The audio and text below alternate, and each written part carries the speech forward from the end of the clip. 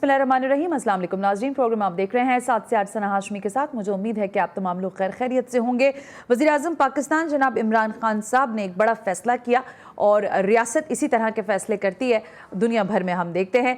लेकिन इस वक्त जिस फैसले का मैं तज़किरा करने जा रही हूँ, ये वो फैसला है जिसकी बाज़गश्त हम सुन रहे थे कि अमरीकी मीडिया में और मुख्तलिफ जगहों पर जराइद और अखबारात लिख रहे थे कि शायद अफ़गानिस्तान से इनखला का जो अमरीका का ज़ाहिर एक देरीना ख्वाब भी था, फिर उसके ऊपर हिकमत अमली भी तय हो चुकी है। तो इस दौरान अमरीका पाकिस्तान में एयरबेस या एयर स्पेस जो है वो मांग सकता है, और इस पर पिछले कई दिनों से हम देख रहे थे कि बात हो रही थी और कहा जा रहा था कि अमेरिका अड्डे लेने पर आमादा कर रहा है पाकिस्तान को। लेकिन आज वज़ीर-ए-आज़म पाकिस्तान ने साफ अंदाज में एक मरतबा फिर इनकार किया कि किसी भी सूरत में अफगानिस्तान की मौजूदा सूरत हाल को सामने रखते हुए पाकिस्तान अपनी सरजमीन किसी भी तरह इस्तेमाल नहीं होने देगा। ये अपने आप में एक बड़ा फैसला तो है, लेकिन इसके साथ साथ इस फैसले के तनाजुर में हमने ये भी देखना है कि क्या अमेरिका अफगानिस्तान में अपने अहदाफ हासिल कर चुका है, और अगर कर चुका है तो इसके बाद जब वो अपने इनखला की तैयारियों पर है, और जो कि हो भी रहा है, इस दौरान खित्ते को किस सूरत हाल से दो चार होना पड़ेगा। शायद ये अहम तरीन नुकता है। खुद पाकिस्तान अपने हाउस को कैसे ऑर्डर रखेगा। अब से कुछ देर पहले शाह महमूद कुरैशी साहब ने जब बात की है तुर्की में, तो उन्होंने बड़े वाज़ेह अंदाज में कहा कि सारी जिम्मेदारी आप पाकिस्तान पर नहीं डाल सकते, यानी दुनिया को भी इसकी जिम्मेदारी उठानी होगी। इसी तनाजुर में दूसरी जानिब हम देख रहे हैं कि G7 का जो सरबराही इजलास है, इसमें भी बहुत खास ममालिक के रवाबित बढ़ रहे हैं, चाहे वो रूस और चीन का राब्ता हो या दीगर और मुल्कों के। तो खित्ते की बढ़ती हुई इस सूरत हाल पर और वज़ीर आज़म के इस फैसले पर, जिसको आज हमने देखा कि ट्विटर और दीगर जगहों पर भी वज़ीर आज़म के हक में काफ़ी बातें आ रही हैं और बड़ा फैसला कहा जा रहा है। इंपॉर्टेंट शख्सियात को आज हमने जहमत दी है, ज़रा इस मामले पर बात करेंगे। इसके साथ ज़ाहिर अब हम देख रहे हैं कि जो ये ऐवान है जिसके कौमी असम्बली कहते हैं, इस असम्बली के अंदर अब सारे अच्छे बच्चे बनकर बैठ गए हैं और असम्बली को चलाने की बात हो रही है, लेकिन तनकीद शदीद हो रही है और कहा यह जा रहा है कि जो बजट पाकिस्तान तहरीक इंसाफ की हुकूमत ने पेश किया है, इसको पूरी तरह रद्द किया जाएगा, क्योंकि शहबाज शरीफ साहब ने पिछले दिनों कहा था कि अवाम की जेब अगर खाली है तो बजट जाली है। उस पर बिलावल भुट्टो जरदारी साहब कल हम सुन रहे थे कि वो ये कह रहे थे कि जो बजट पेश किया गया है ये सिर्फ और सिर्फ गोरख धंधा है, हिंसों का, इससे ज्यादा की बात नहीं है। इसी सब पर बात होगी, लेकिन जरा सबसे पहले वज़ीर आज़म इमरान खान साहब के बयान पर और इस वक्त जो खित्ते की सूरत हाल है इस पर बात करने के लिए हमने जहमत दी है दिफाई तज्ज़ियाकार शहजाद चौधरी साहब को। सर बहुत बहुत शुक्रिया। जमील अहमद खान साबिक सफ़ीर हैं आप, दोनों शख्सियात का बहुत बहुत शुक्रिया कि आपने अपना कीमती वक्त दिया। शहजाद चौधरी साहब, गुफ्तगू का आगाज़ मैं आपसे करना चाहूँगी। सर ये ज़रा एक बड़ा फैसला है, अप्रिशिएट किया जा रहा है वज़ीर आज़म को, लेकिन क्या वाकई ये एक बड़ा फैसला होने के साथ साथ आप क्या समझते हैं कि इसके अहदाफ में अमेरिका क्या वो अहदाफ हासिल कर सका, और ख़ुद पाकिस्तान का ये कितना बोल्ड स्टेप है? गो कि हम ये जानते हैं कि अपोजिशन हर चीज़ पर तनकीद करती है, आप समझते हैं कि इस मामले पर भी तनकीद हो सकती है? शहजाद चौधरी साहब। अच्छा, दो चीज़ें इसमें हमें क्लैरिफाई करनी चाहिए। पहले तो ये कि अपोजिशन हो या गवर्नमेंट हो, हाँ जी, या कोई और इदारा हो, मेरे ख्याल में पूरे मुल्की लेवल पे ये बिल्कुल इस पे एक कंसेंसस है कि हमने अमेरिका को या किसी और मुल्क को अपनी ज़मीन पे कोई अड्डे किसी किस्म के किसी मकसद के लिए नहीं देने। ये तो एक असूल है जो कि तय हो चुका है और हमारे तजर्बे की बुनियाद पे हमारी समझ के मुताबिक ये चीज़ नहीं हो सकती, इसलिए बड़ा वाशगाफ अंदाज में ये बयान कर दिया गया। ये हमारी पॉलिसी है और इस पॉलिसी में तब्दीली नामुमकिन है, ये नहीं हो सकता, हमारे नुकसान में है। अच्छा, दूसरी बात आ गई कि अखबारात में जो छप रहा है, देखिए किसी की ख्वाहिश हो सकती है, कोई ख्वाहिश कर सकता है कि यहाँ पर अड्डे हों, किर्गिस्तान में हों, उज़्बेकिस्तान में हों, ताजिकिस्तान में हों, क्योंकि अफगानिस्तान के सब पड़ोसी ममालिक हैं, लेकिन ज़रूरी नहीं कि जहाँ पर उनकी बात हो रही है या जिससे बात हो रही है वो उनकी बात मानेगा भी।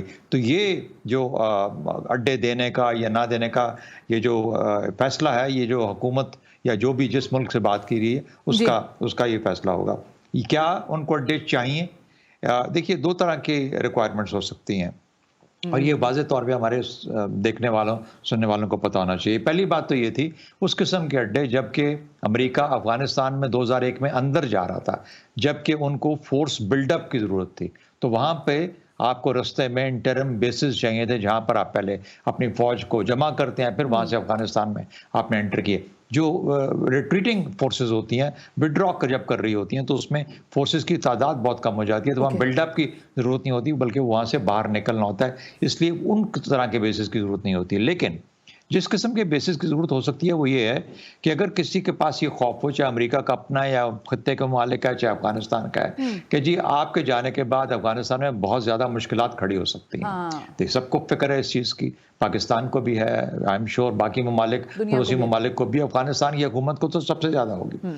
तो उस सूरत में हमारे पास क्या सिक्योरिटी रह जाएगी? तो उन्होंने कहा बड़ी अच्छी बात है आपकी, हम भी इस चीज़ के बारे में परेशान हैं, तो हम क्यों ना करें कि हम कुछ ऐसे अपने एसेट्स, मिसाल के तौर पर ड्रोन्स, कहीं आपके खत्ते में आसपास छोड़ जाएं, जहां पर क्या है जब जरूरत हो हमारे ऑपरेटर्स आके वहां से ऑपरेट करें अगर मामला इतने खराब हो जाते हैं। तो ये तो अमेरिका की ख्वाहिश हो सकती है। अब हर मुल्क को अपने तौर पे फैसला करना है कि क्या हम ये कर सकते हैं या नहीं कर सकते। ऑफ कोर्स पाकिस्तान का फैसला ये है कि हरगिज नहीं, हरगिज नहीं हो सकता। जंग से निकल रहा है। बिल्कुल ठीक है, बिल्कुल ठीक शहजाद साहब, आपका ज़ाहिर पॉइंट आ गया। लेकिन जमील साहब, आप फिर इस फैसले को कैसे देखते हैं? एक तो मुझे बताइएगा, दूसरा ये कि जो खदशात हैं वो खित्ते के ज़ाहिर तूल अर्ज़ में जितने ममालिक हैं उनकी तरफ है। फिर जब हम बात कर रहे हैं वज़ीर ख़ारजा शाह महमूद कुरैशी साहब की, जो आपसे थोड़ी देर पहले बात कर रहे थे मीडिया से तुर्की में, उन्होंने कहा कि देखें सारी जिम्मेदारी हम नहीं ले सकेंगे।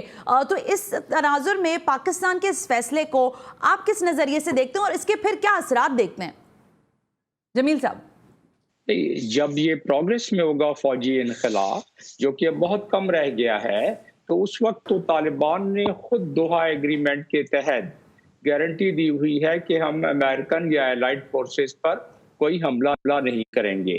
तो लिहाजा उस पे चांसेस बहुत कम है कि विड्रॉल के वक्त कोई एलाइड फोर्सेस या नेटो फोर्सेस या अमेरिकन फोर्सेस पर कोई हमला हो।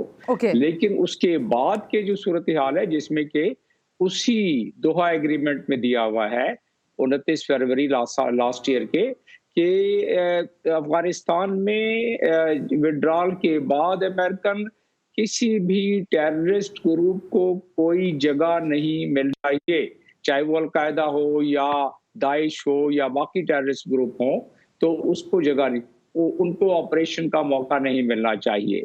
तो ये एक बहुत बड़ा ये सवालिया निशान रहेगा, क्योंकि ये तो बात दुरुस्त है कि अफगानिस्तान में ये अनासर मौजूद हैं और अमेरिकन ने, यानी अमेरिकन सदर ने और अमेरिकन कांग्रेस ने और अमेरिकन लीडरशिप ने अपने लोगों को जवाब देना होगा कि $3 ट्रिलियन वो खर्च कर चुके हैं अफगानिस्तान में, और उनके निकलने के बाद मामला यूं का तू, क्योंकि उनकी कामयाबी, हमें तो इल्म है कि क्या कामयाबी उनकी इराक में हुई है या अफगानिस्तान में हुई है या सीरिया में हुई है, लेकिन वो अपने अवाम को बताने के लिए कि हमने वहां न्यूट्रलाइज कर दिया है, जिस मकसद के लिए हम टेररिज्म के लिए गए थे हमने न्यूट्रलाइज कर दिया है।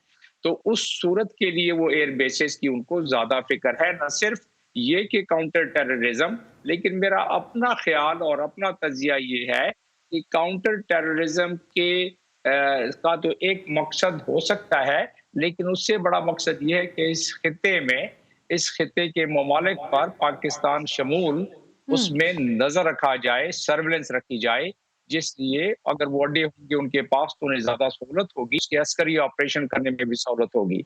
जहां तक उनके ऑपरेशन का ताल्लुक है, उनके पास बहरी बेड़े हैं यहाँ बहर हिंद में, और बहरी बेड़े के जरिए वो अपना फाइटर्स भेज सकते हैं, जहाज, वो के आपको डेफिनेटली चौधरी साहब बताएंगे ज्यादा इस मामले में कि उसको दिक्कत तो पेश आएगी, लेकिन फिर भी उनकी क्रूज यानी कि उनकी एंड्योरेंस इतनी होगी कि वो जाके हमला कर सकते हैं। असल मामला ये है कि ड्रोन मैकेनिज्म को वो एयरक्राफ्ट कैरियर से लॉन्च नहीं कर सकते। लेकिन इसमें एक चीज़ और भी है ना जमील साहब, कि आप अभी जैसे जॉय साहब बात कर रहे थे, तो इसी चीज़ की कंटिन्यूएशन की अगर हम बात करें कि वो किस तरह से काबिल कबूल होगा, क्या जैसे हमने देखा था कि एबटाबाद और बाकी सारा कुछ मामला हो गया और उसकी कोई बासपुर्स नहीं हो सकी, सामने कुछ चीज़ें नहीं आ सकी। ज़रा शहजाद चौधरी साहब फरमाइएगा कि मैंने जो सवाल जमील साहब से किया कि क्या खित्ते पर असरात हो सकते हैं। देखिए फिक्र तो सारे लोगों को है, और जैसे मैंने अभी थोड़ी देर पहले भी ये कहा कि जब शाह महमूद कुरैशी साहब ये बात कहते हैं कि देखिए हमारी अकेले की तो जिम्मेदारी नहीं ठहरेगी ना, बाकी सारे ममालिक भी इसकी जिम्मेदारी उठाएंगे, तो खित्ते में अमन के क़याम के लिए इस फौजी इनखला के दौरान अमेरिका के जो पूरी तरह से उसने हर तरह से अपनी ऑपरेशनल चीज़ों को वहाँ पर जारी रखा, आप समझते हैं कि किसी तरह के कोई खदशात या पीछे कुछ खुदा ना खास्ता मेरे मुंह में खाक, लेकिन कोई बड़े वाक़यात भी हो सकते हैं इस दौरान? होनी चाहिए हम सबको बड़ी, मेरे ख्याल में वो ये है कि अमेरिका कोई सेकंड लेवल की वर्ल्ड पावर बनने कोई अगले 10-15 साल में ये नामुमकिन है, नहीं होने जा रहा। वो भी अपनी जो इस वक्त उसकी जो सुप्रीमेसी है, जो दुनिया के अंदर पोजीशन है, वो मेंटेन करेगा। चीन अलबत्ता आहिस्ता आहिस्ता ऊपर आ रहा है, तो एक वक्त आएगा 2040 तक, 2045 तक, जबकि चीन और अमेरिका एक दूसरे की टक्कर बन के सामने आ जाएंगे। अच्छा, अब क्या इसका मतलब ये होगा कि अमेरिका खत्म हो जाएगा? नहीं, ऐसा तो नहीं होगा। क्या इसका मतलब है कि इनके बीच में कोल्ड वॉर स्टार्ट हो जाएगी? उसके बारे में बातचीत अभी यूरोप में जब हुई उनकी G7, बड़ी वाज़ेह तौर पे सवालात भी हुए, उसमें डिस्कशन भी हुई कि नहीं, ऐसा कुछ भी होने नहीं जा रहा। वजह ये है कि दुनिया का जो हालात हैं वो इस तरह के हैं कि इसमें कोऑपरेशन भी चाहिए और कम्पिटिटिवनेस भी चाहिए। तो कोऑपरेशन भी होगी दोनों मुल्कों के बीच में, चीन और अमेरिका के, और कम्पिटिटिवनेस भी होगी। कुछ एरियाज में कम्पिटिटिव होंगे, कुछ में कोऑपरेटिव होंगे। तो दुनिया का तरीका ऐसे ही जाएगा। लेकिन coming back closer to home, हमें पाकिस्तान का ज्यादा ध्यान करना है कि वो तो चले, अमेरिका और चीन आपस में कम से कम पता नहीं कितने बिलियन डॉलर की अपनी एक $100 बिलियन की उनकी ट्रेड आपस में है। उसके बाद ऐसी इन्वेस्टमेंट्स हैं एक दूसरे के अंदर कि एकदम से दूसरे से मुंह मोड़ नहीं सकते बावजूद मुश्किलात के। लेकिन पाकिस्तान के पास क्या मसला है? पाकिस्तान चाहे जो मर्जी वो दोनों करते रहे। पाकिस्तान के 3 मुल्क बहुत इस वक्त इंपॉर्टेंट हैं इमीडिएटली पोस्ट US अफगानिस्तान के कॉन्टेक्स्ट में। जी। ईरान, अफगानिस्तान और चीन। चीन की इन्वेस्टमेंट स्ट्रेटेजिक लेवल की पाकिस्तान के अंदर ऑलरेडी एग्जिस्ट करती हैं। ये ताल्लुक पाकिस्तान का चीन के साथ हमेशा रहेगा। नंबर 2, ईरान एक बरादर इस्लामी मुल्क होते हुए और पड़ोसी मुल्क होते हुए पाकिस्तान कोई ऐसा कदम नहीं उठा सकता, चाहे वो जो भी कोल्ड वॉर का स्टेटस आता है, कोई न्यू वर्ल्ड ऑर्डर आता है, कोई नया वर्ल्ड ऑर्डर बनते बनते वक्त लगता है क्या शक्ल बनेगी। ईरान को हम कभी नाराज नहीं कर सकते, ना ही हमें करना चाहिए। अफगानिस्तान का जो अमन है वो हमारे साथ मुंसलिक है, यानी हमारा अमन उनके साथ मुंसलिक है। वहां अमन होगा तो पाकिस्तान में अमन आएगा। इसलिए हम किसी किस्म की शोरिश अफगानिस्तान में भी हो तो उसको हम बढ़ावा नहीं दे सकते, उसको बढ़ने नहीं दिया जा सकता। तो रिगार्डलेस ऑफ द फैक्ट कि G7 क्या डिस्कस करता है और न्यू वर्ल्ड ऑर्डर क्या देता है और रूस और चीन आपस में कैसे बैठते हैं, ये भी हमें याद रखना चाहिए कि रूस और चीन का एक्सेस भी कभी एक नहीं होगा। ये 3 मुल्क बड़े बड़े जो मुल्क हैं, चीन और अमेरिका टक्कर के, और रूस एक बहुत स्ट्रांग मिलिट्री पावर के साथ, भले इतनी बड़ी इकोनॉमिक पावर ना हो, अपनी हैसियत को मनवा के रहेगा। इन तीनों का एक जैसे कहते हैं कि एक्सेस कभी नहीं बनेगा, एक competitive relationship at a certain strategic level रहेगा। तो इसलिए मेरा ख्याल है कि पाकिस्तान उसका हिस्सा नहीं बन सकता। पाकिस्तान को वही कुछ करना है जो हमारे 3 ममालिक जो हैं करीब, इनको किसी किस्म का जख्म ना पहुंचे और पाकिस्तान के अपने मफादात को नुकसान ना पहुंचे। तो हमें यहाँ ध्यान करना है, हमें उधर बाहर को देखेंगे लेकिन ज्यादा बचने की जरूरत है उससे। ओके शहजाद साहब, जाहिर है आपने अपना ये सारा एनालिसिस आप हमारे सामने रख रहे हैं, लेकिन जमील साहब जो तस्करा अभी हम कर रहे हैं G7 का या नए वर्ल्ड ऑर्डर का, जिसके लिए अब अमेरिका भी शायद बहुत ज़्यादा परेशान है। अभी हमने देखा कि जो सरबराही इजलास हुए हैं उसमें बहुत ज़्यादा करीब आया है चीन और रूस, लेकिन जैसे अभी शहजाद चौधरी साहब कह रहे हैं कि वो जो कर रहे हैं उनको करने दें, आप अपने क़ुर्बा जवार का और अपने घर की फिक्र करें। आप समझते हैं क्या ये असर रसूख बढ़ सकता है बीजिंग और वाशिंगटन का, और इस दौरान फिर पाकिस्तान का जो तरीका या पाकिस्तान का जो रवैया होगा वो किस जानिब हो सकता है? क्योंकि अगर चीन से तो हमारे बड़े देरीना ताल्लुकात हैं, लेकिन जब हम वाशिंगटन की बात करते हैं तो वो हमें अप एंड डाउन होते हुए दिखाई दिए हैं। जमील साहब, पाकिस्तान के सिनारियो में तो साफ नजर आता है कि पाकिस्तान पर मजीद बहुत ज्यादा प्रेशर बढ़ने वाला है, बल्कि बढ़ना शुरू हो गया है। अच्छा, और किस लिए प्रेशर बढ़ा है कि अभी आपने खुद ही जिक्र किया कि G7 में जो उनकी ज्वाइंट स्टेटमेंट यानी कि ज्वाइंट कम्युनिके जो बयान उन्होंने किया है चाइना के हवाले से, और चाइना ने जो उस पर रिएक्शन दिया है, अगर आपके पास टाइम होगा तो मैं बता दूंगा उसके रिएक्शन को भी। बॉटम लाइन ये है कि उन्होंने चाइना को निशाना बनाया है 3 काउंट पर, ह्यूमन राइट्स के हवाले से बताया है, और ट्रांसपेरेंसी के हवाले से उन्होंने निशाना बनाया है, हांगकांग के हवाले से बनाया है, ताइवान के हवाले से बनाया है। और उस पे चाइना ने रिएक्शन दिया है कि हमारी बॉटम लाइन यानी हमारी रेड लाइन ये है कि हमारे इंटरनल अफेयर्स में आप मुदाखलत ना करें, हमारी सॉवरेनिटी जो है हमारे लिए मुकद्दम है, किसी मुल्क के लिए, चाहे चाइना हो पाकिस्तान। अब जिस तरह ये रिफ्ट आगे बढ़ेगी, ठीक है, उस से अमेरिका अपने एलाइज के साथ मिलकर प्रेशर बनाएगा, और चाइना पर प्रेशर का मतलब ये है चाइना से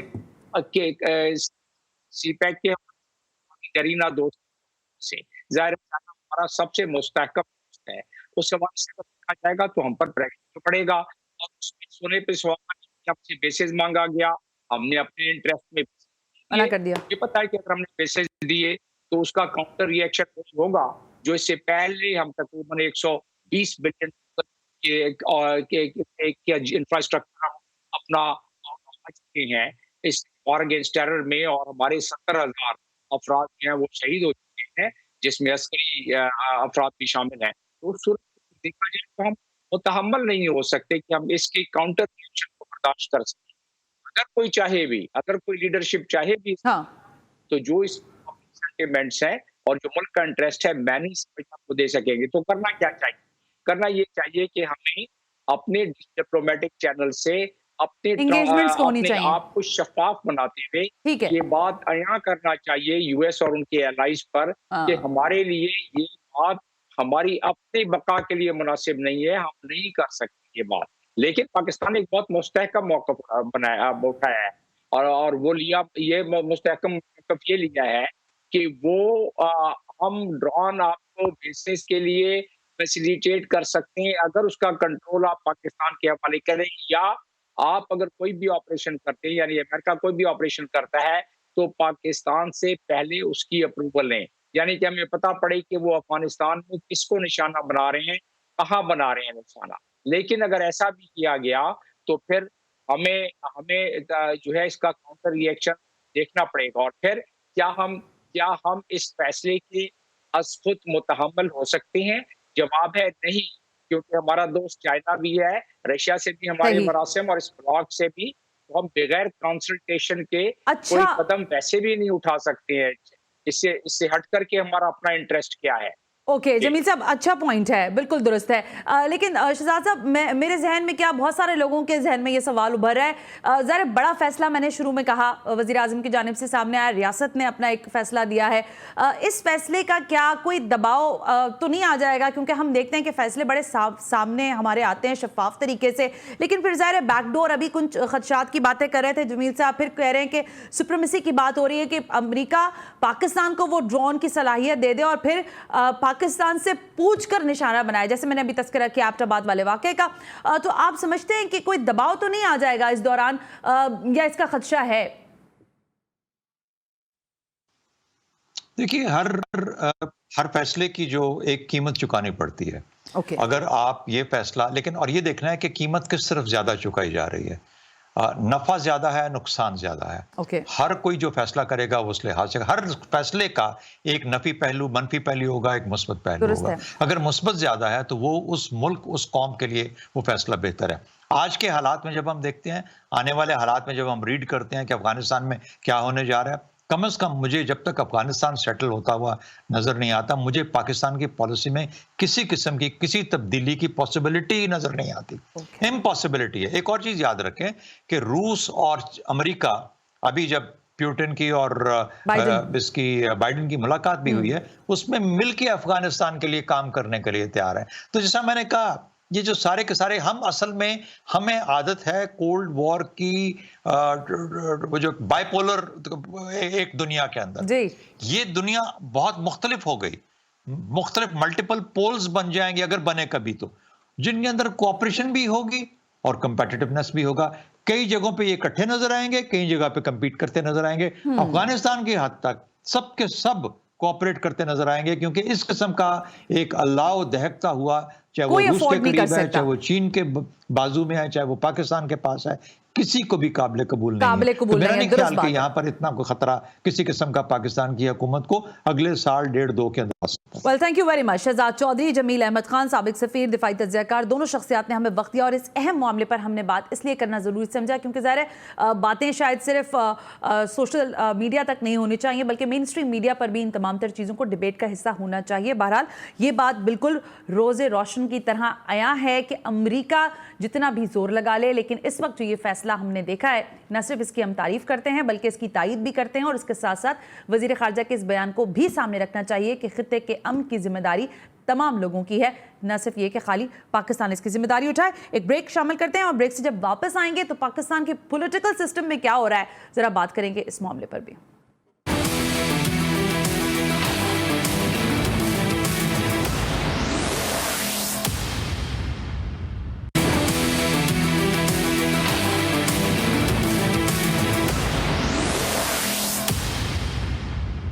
वेलकम बैक नाज़रीन, हम थे ब्रेक पर। कुछ मौज़ूआत ऐसे हैं जिस पर दिल नहीं चाहता कि बात की जाए, लेकिन कुछ वाक़यात माजी की जब हम बात करते हैं तो वो उसका तारीख़ का हिस्सा बनते चले जाते हैं। कौमी असम्बली में जो कुछ हुआ, मेरा बिल्कुल दिल नहीं था कि मैं इस मामले पर बात करूंगी, लेकिन जाहिर है जब हम करंट अफेयर्स का शो कर रहे हैं तो उस मामले पर तो बात करनी पड़ेगी। अब बात तारीख़ का हिस्सा भी बनती जा रही है। कल बलूचिस्तान असम्बली में भी यही सूरत हाल रह गई है। तो कहा यह जा रहा था कि जैसा मुआशरा है वैसे ही अरकान पार्लिमान है, लेकिन अब फिर गिला किससे होगा, शायद ये एक अहम तरीन सवाल है। लेकिन क्या हुआ था पार्लिमान के अंदर, किसको क्या खबर हुई, पॉलिटिकल पार्टीज के लोग क्या कहते हैं, इस पर बात करने के लिए आज हमने कुछ शख्सियात को यहाँ पर जहमत दी है। एजाज अहमद चौधरी, रहनुमाए पाकिस्तान तहरीक इंसाफ के और सेनेटर हैं आप, तो ज़रा उनसे बातें हैं कि उनके पास क्या खबरें पहुंची कि जब कौमी असम्बली का इजलास शुरू हुआ, बजट की तकरीर हुई, उस दौरान ज़ाहिर हुल्लड़बाजी होती रही, फिर उसके बाद भी सूरत हाल ऐसी की ऐसी ही रही।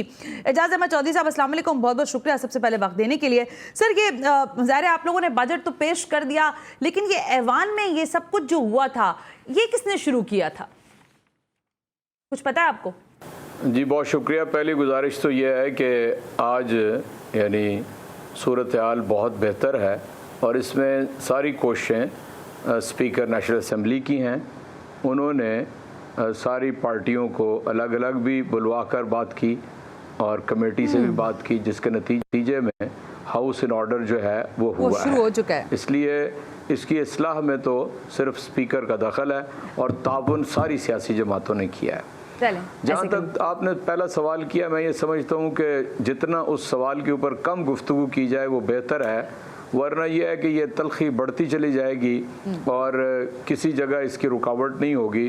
ज़ाहिर है जो चीज़ मीडिया के अंदर बहुत ज़्यादा यानी फ्लेयर अप हो जाती है, उसके असरात वापस पार्लियामेंट के ऊपर भी होते हैं। इसमें हुआ इस तरह था कि जब शौकत अजीज़ साहब ने यानी अपना खिताब शुरू किया तो अभी वो बिल्कुल इब्तदाई बिस्मिल्लाह ही पढ़ रहे थे तो अपोजिशन की तरफ से शोर हंगामा शुरू हो गया और जो एक यानी ऐसी कैफियत पैदा होती है कि जिसमें आदमी गुफ्तगू नहीं कर सकता, वो सिलसिला शुरू हो गया और इतना शोर था कि अल हफीज़ उन्होंने बहरहाल बजट जैसे तैसे था वो उन्होंने पेश किया और ज़ाहिर है इसके बाद बारी जो थी उसके ऊपर सारी पार्टियों ने बहस करनी थी, गुफ्तगू होनी थी और वो एक रद्द-ए-अमल के तौर पे जब लीडर ऑफ द अपोजिशन ने बात शुरू की और शोर शराबा शुरू हो गया, उसके नतीजे में सबसे पहले इसीलिए स्पीकर ने यह कहा था कि आइए मिलकर तहकीकाती पार्लिमानी कमेटी बना लेते हैं,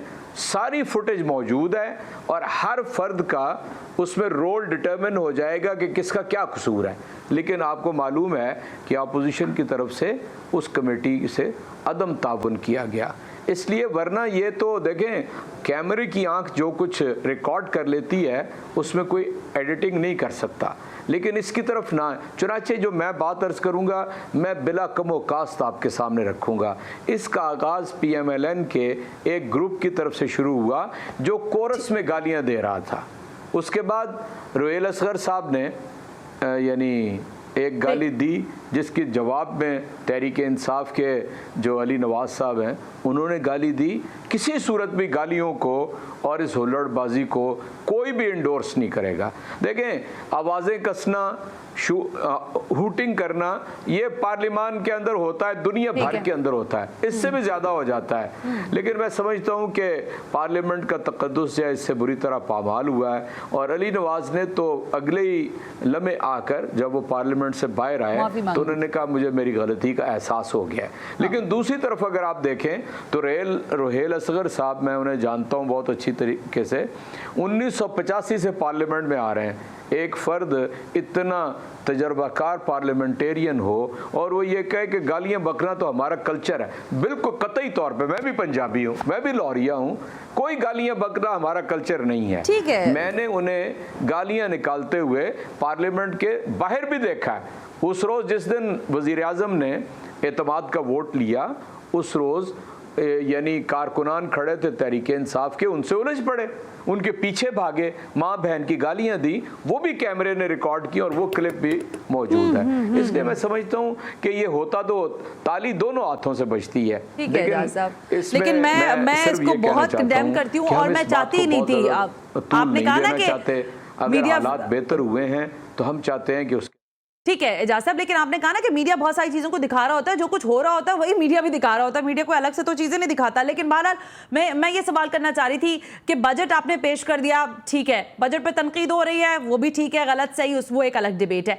लेकिन बजट पेश करने से पहले आप याद करेंगे जब आप लोग पहली दफ़ा आए थे हुकूमत में, तो आपने कहा था कि हम तो अपने खर्चे कम कर देंगे, यानी हम वज़ीर आज़म हाउस का खर्चा कम कर देंगे, वज़ीर आज़म हाउस को लाइब्रेरी में तब्दील कर देंगे। आपने कहा था गवर्नर हाउस हम गिरा देंगे और उसके बाद यहां पर आम लोगों के लिए ये सब कुछ खुला हुआ होगा। सर बजट तो बजट, उसकी तनकीद तो एक तरफ है, ये सारी चीजें भी तो आपके पल्लर में आ रही है ना, इसका क्या करेंगे जा साहब? देखिए मैं आपसे अर्ज करता हूँ, मैं पूरे वसूख से ये बात करता हूँ और लफ्ज़ दावा भी इस्तेमाल कर सकता हूँ, लेकिन मैं वसूख का लफ्ज़ इस्तेमाल कर रहा हूँ कि इमरान खान ने जब से वो वज़ीर आज़म बने हैं उनका किया जाने वाला ख़र्चा और गुज़श्ता वज़ीर आज़म और सदूर के किए जाने वाले ख़र्चे का आपस में कोई तनासुब ही नहीं है। अच्छा। से उनके बैरूनी दौरे जो साबिक वज़ीर आज़म या सदूर हैं और इमरान खान के बैरून मुल्क दौरे, उनके अखराजात का कोई निस्बत तनासब ही नहीं है। इस पहलू से तो हम ये समझते हैं कि इमरान खान ने एक ऐसी ज़बरदस्त रवायत कायम की है और अखराजात चाहे वो PM हाउस के हों, PM ऑफिस के हों या बैरूनी दौरों के हों, या यानी आपको मालूम है कि हमारे यहाँ तो ये रवाज रहा है कि जो रियासत किसी रियासत को तोहफ़ा देती है, हुकूमत किसी हुकूमत को तोहफ़ा देती है, यहाँ से कौड़ियों के भाव हमारे साबिक वज़ीर आज़म और सदूर ने उसे ख़रीद कर अपने घर के अंदर डाल लिया। और यहाँ तक मौजूद है कि तुर्की की सदर की एलिया ने अपने गले का हार दिया। वो तो बातें हैं ना एजाज साहब, हमारे वज़ीर आज़म ने उसको वहाँ से लेकर अपनी एलिया मोहतरमा के गले में डाल दिया।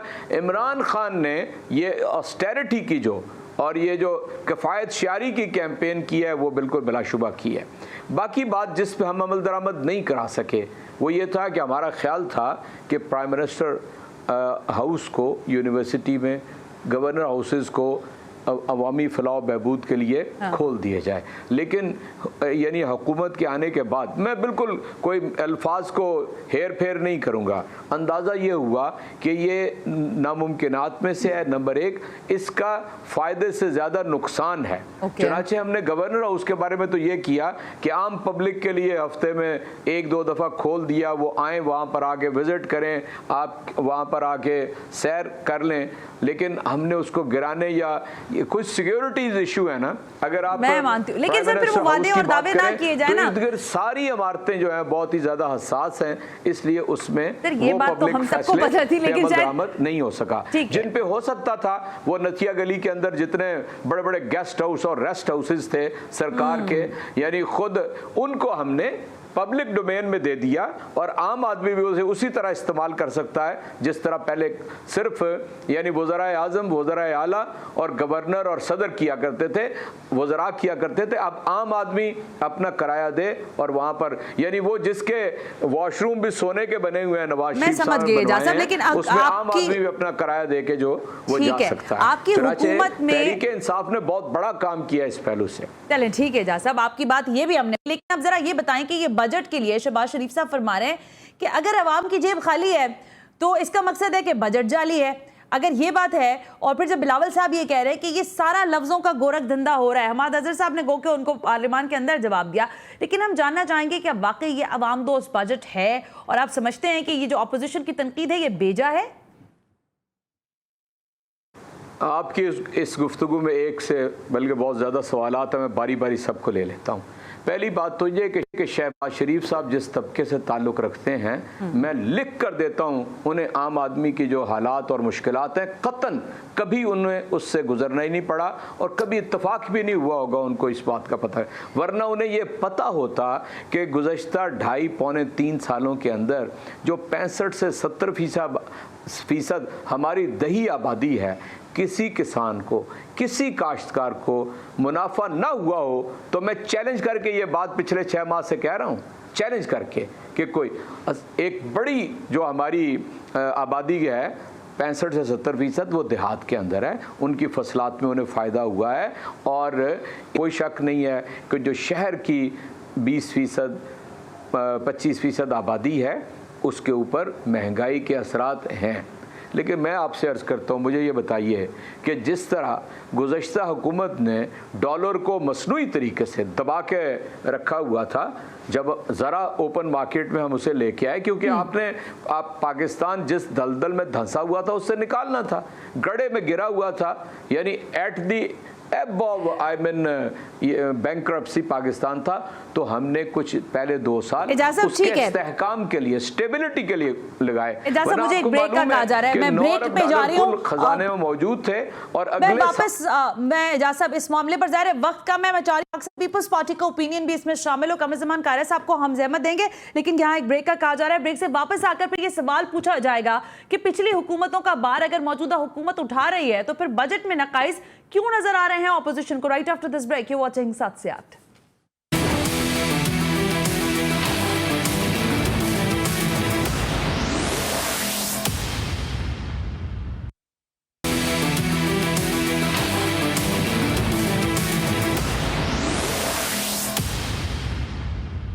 वेलकम बैक नाज़रीन, हम ब्रेक पर थे और ब्रेक पे जाने से पहले मैंने आपसे कहा कि यकीनन शायद इस मामले पर अब बात करना ज़रूरी है ऑपोजिशन से भी, कि कमरुज़्ज़मान कारिया साहब से हम ये जानना चाहेंगे कि ऑपोजिशन जो तनकीद कर रही है, ख़ुद कल हमने देखा हमाद अज़हर साहब फरमा रहे थे कि पाकिस्तान पीपल्स पार्टी वो जमात है जो सबसे ज़्यादा IMF के पास गई, जिसने सबसे ज़्यादा कर्जे लिए, क्योंकि ज़ाहिर बिलावल भुट्टो ज़रदारी साहब उनको मुसलसल तौर पर तनकीद का निशाना बना रहे हैं।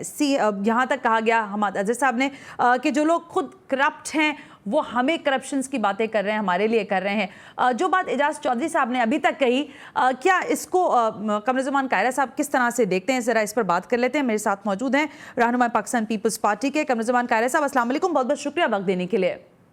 वालेकुम अस्सलाम। कारिया साहब, ज़रा आपके सामने सारा सिनेरियो है, कौमी असेंबली में जो कुछ हुआ वो भी आपने देखा, फिर उसके बाद सूरत हाल ये हुई कि सब अच्छे बच्चे बन गए और अब सब एक दूसरे की कम से कम सुन रहे हैं। लेकिन इस सुनने सुनाने में कल हमाद अज़हर साहब ये फरमा रहे थे कि ये पाकिस्तान पीपल्स पार्टी वाले वो लोग हैं जिन्होंने सबसे ज़्यादा IMF के पास जाकर कर्जे उठाए और आज हमें मईशत की बहाली की बातें करते हैं।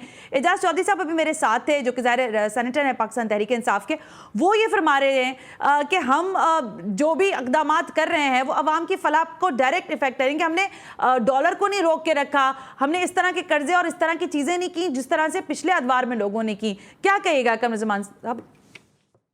देखिए, ये बात अपनी जगह दुरुस्त है कि पाकिस्तान की इकोनॉमी का हाल ये है कि पाकिस्तान के क़याम के बाद से लेके आज तक कोई ऐसा वजीर खजाना या कोई ऐसी बजट स्पीच नहीं है जी जिसपे किसी वजीर खजाना ने कहा हो कि जी इकोनॉमी के हाल अच्छे हैं, पिछली हुकूमत अच्छा काम करके गई है और हम उसको जारी रखेंगे।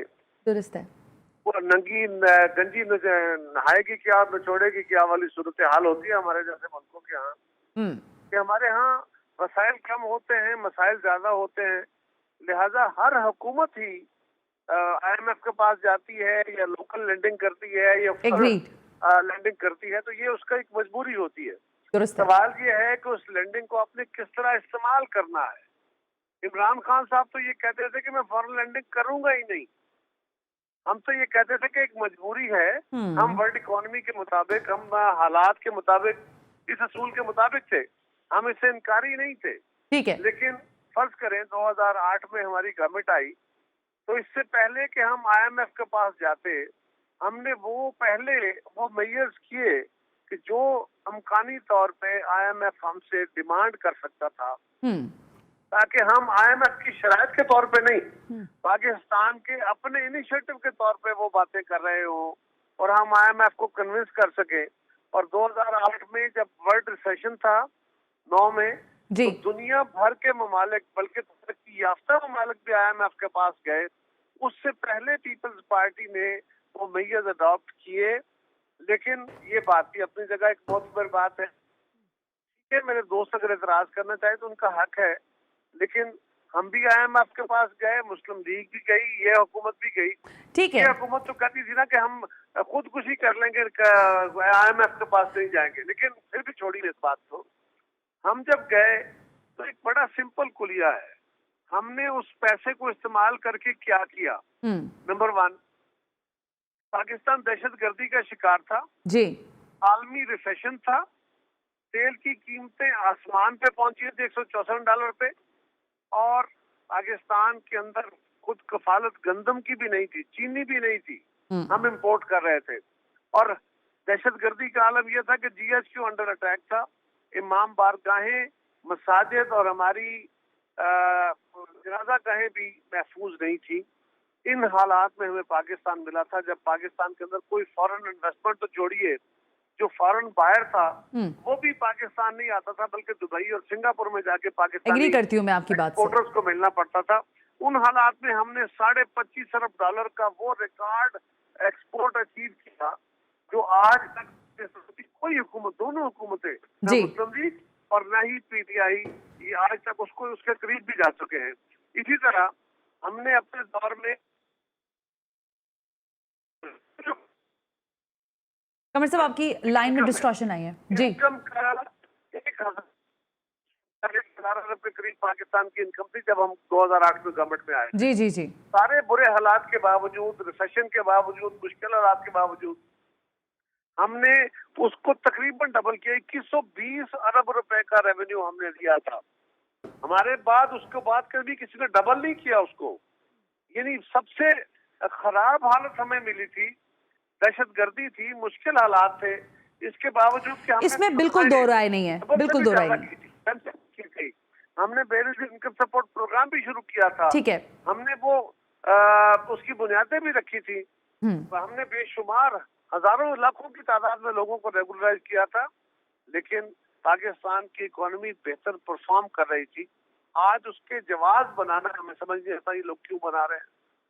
ठीक है कमर साहब, आप कह रहे हैं कि जवाब क्यों बना रहे हैं, लेकिन मैं ये आपसे जानना चाहूंगी, क्या आप वाकई ज़ाहिर बड़े दाना सियासतदान हैं आप समझते हैं कि बजट जो है ये आवाम दोस्त नहीं है? क्योंकि अभी मैं एजाज साहब से यही बात कह रही थी कि आप लोगों ने जो भी वादे किए, यानी वज़ीर आज़म हाउस गिराने की बात हो, गवर्नर हाउस को हटाने की या आवाम के लिए खोलने की बात हो, या IMF के पास ना जाने की बात हो, ये सारी बातें करके आपने इनको खुद ही रद्द भी कर दिया है सारी चीज़ों को। आप मुझे ज़रा ये बताएं कि आपको भी लगता है कि तनकीद बराए तनकीद वाली अपोजिशन का तरीका है, या वाकई कुछ ना कुछ तो है बजट में जो आवाम को रिलीफ मिल जाएगा?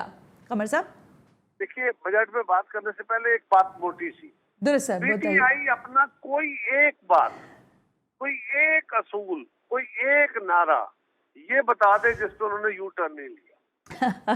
ठीक है, ये बात मैंने कही अभी एजाज साहब को थोड़ी देर पहले। मैं इससे ज्यादा बात नहीं करता, ठीक है, सिर्फ ये कहता हूँ कि कोई एक नारा, कोई एक वादा, कोई एक चीज बता दे। दूसरी बात यह है बजट में ना बाकी तो बड़ी बारीक बातें हैं। हाँ। मोटी सी बात यह है जी कि बजट होता है बेसिकली किसी हुकूमत की आमदन और खर्च का। दुरुस्त है। इस हुकूमत की आमदन होनी है कोई 5800 कुछ अरब रुपए और खर्चा है 8400 कुछ अरब, तकरीबन 8500 अरब का खर्चा है और तकरीबन 5900 अरब रुपए की इनकम है। वो जो दरमियान में गैप है वो है 1600 अरब का। वो 1600 अरब रुपया हमने लेना है कर्ज जी। अब सवाल ये है कि इस साल गवर्नमेंट अगर 4400 या 4500 अरब रुपया भी टच कर जाए, जो पहली दफा होगा हमारी हुकूमत के बाद किसी हुकूमत का, अगर ये टच भी कर जाए, 3 दफा इन्होंने अपना रेवेन्यू टारगेट जो है रिवाइज किया, बिल्कुल सही। ये 4400 या 4500 रुपए भी खड़े होते हैं तो अगले साल के लिए इनको 1500-1600 अरब रुपया का एक जंप होगा। पाकिस्तानी इकोनॉमी में नजर नहीं आता।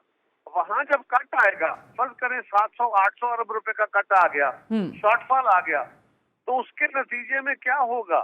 आपका जो डेट सर्विसिंग है वो तो नहीं कटेगी, आपकी जो तनख्वाहें हैं वो तो नहीं रुकेंगी, आपका डिफेंस एक्सपेंडिचर तो नहीं रुकेगा, और बचेगा क्या? अल्टीमेटली आप अपने जो डेवलपमेंट एक्सपेंडिचर उसको कम करेंगे। कमर साहब बस मेरे पास वक्त महदूद रह गया था, वरना मैं चाह रही थी कि हम इस मामले पर मजीद भी डिबेट करें, लेकिन इंशाल्लाह आपको दोबारा ज़हमत दूंगी मैं, और इस बजट की जो नुकात हैं फिर हम इस पर बात करेंगे। बहरहाल कमरुज़्ज़मान कारा साहब फरमा रहे हैं कि अगर हुकूमत का बजट जो है वो इतना रिलीफ बजट है तो इसके फिर नताइज देखने को मिल जाएंगे। आज के प्रोग्राम से सना हाशमी को इजाज़त दीजिए, अल्लाह हाफ़िज़।